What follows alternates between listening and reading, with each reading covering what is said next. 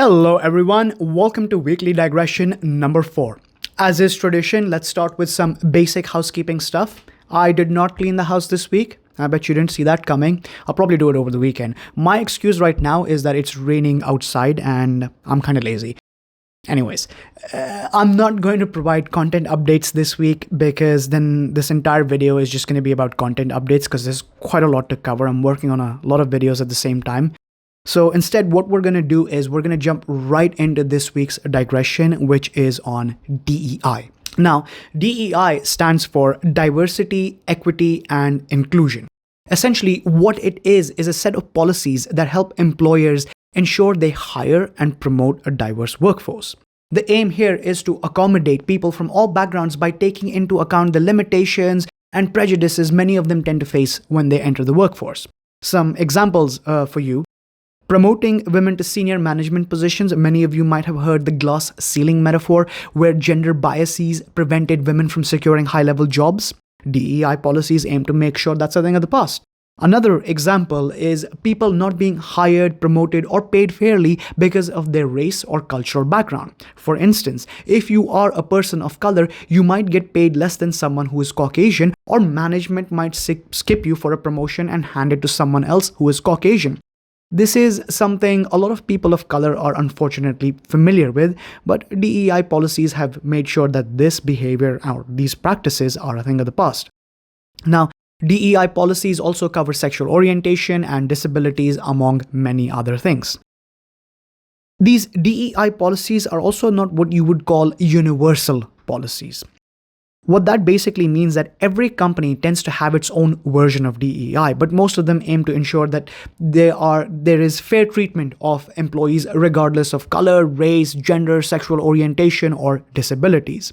Some companies even adopt the DEI policies of larger organizations, thinking that these sort of align with their own values, and I think in some cases to sort of look good in front of influential partners.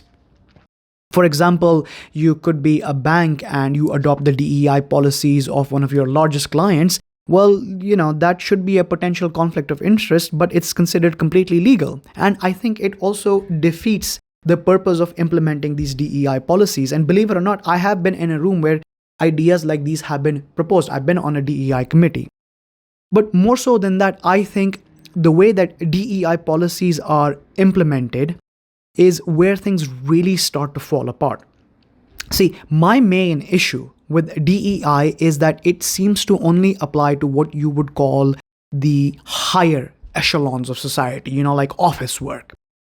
This is where, showing a diverse workforce looks great on a quarterly report or on the DEI page of the company's website. The place where companies love to showcase how many people of color they have in management, how many women they have in senior positions, in C-level positions, and how welcoming they are to people of all sorts of backgrounds. And they'll have these sort of like token people here, like, oh, look at this person from this country we've hired, and look at their pathway to becoming senior management, just to make them sound welcoming. And whilst some of this has merit, I think a lot of it is just lip service and kind of just for show. Because can someone explain to me why these same policies don't seem to be in effect at the service level? You walk into the headquarters of, let's say, a fast food chain, and you'll see diversity for sure. You'll see people of color in different positions, senior level positions, mid-level positions, and it seems so like welcoming, so diverse, sure. But if you walk into one of their restaurants and you look behind the counter, what do you see? Completely different story. What you see behind the counter is often skewed towards people of color and immigrants. If you are in Canada, go take a walk and look inside a Tim Hortons or a McDonald's or a 7-Eleven and tell me, what do you see? It's very rare that you're going to see a makeup that has a skew towards Caucasian. It's heavily skewed towards people of color and immigrants. In fact, even the managers are immigrants and people of color. What I think is happening here is that DEI has a glass floor, kind of like the glass ceiling we talked about. And I think in the interest of profits and cheap labor, policymakers, the government, and even consumers, you, me, we look the other way. immigrants and people of color end up, often taking these jobs that are considered sort of unskilled or menial simply because they're willing to accept minimum wage and work long hours just to survive. And this isn't to say that white people aren't willing to do these jobs. They are, just not at the same minimum wage.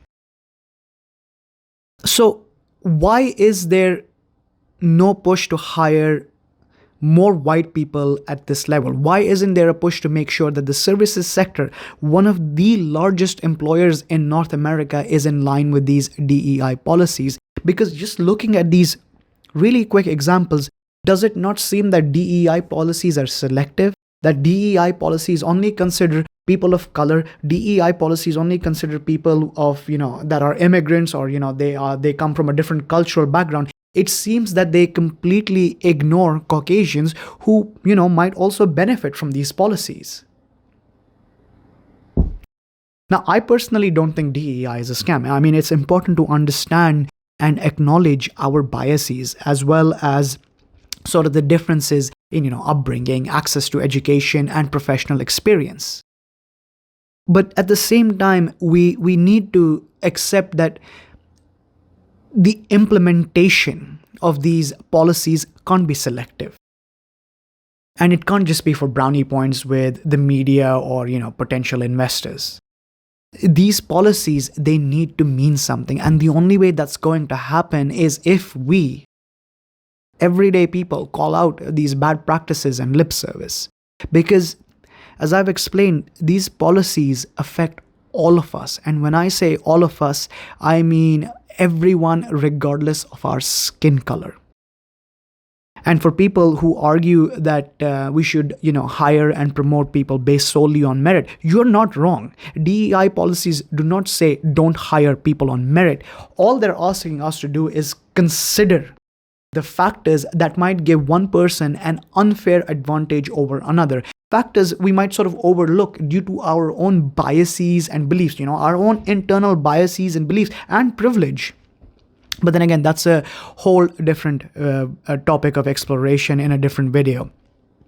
I am curious to hear your thoughts on DEI. What do you think of these policies and how have they impacted you personally? Please share your experiences in the comments, and maybe I'll do a follow-up video with your responses. Because I think this is something that we all need to discuss, and this is something that, we need to understand better, because there seems to be a lot of misinformation. And I also believe that the implementation of these policies is not done correctly. I think they're being done just to make companies look good in the media. But then again, those are my opinions. And before I let you go, I just want to say that, we are now at 433 subscribers. That's a subscriber count right there for you. And one more thing, I know sometimes it feels like my content skews heavily towards these topics, employers versus employee, wages, wage theft, DEI policies, work from home. And I don't do this to write some hype wave. I think that these topics are extremely important for discussion. And I think that, people need to know what their rights are, what the legislation is, and we need to have more discussions on these things if we hope to change a system that is taking advantage of us. Anyways, that's just sort of my thoughts on this one.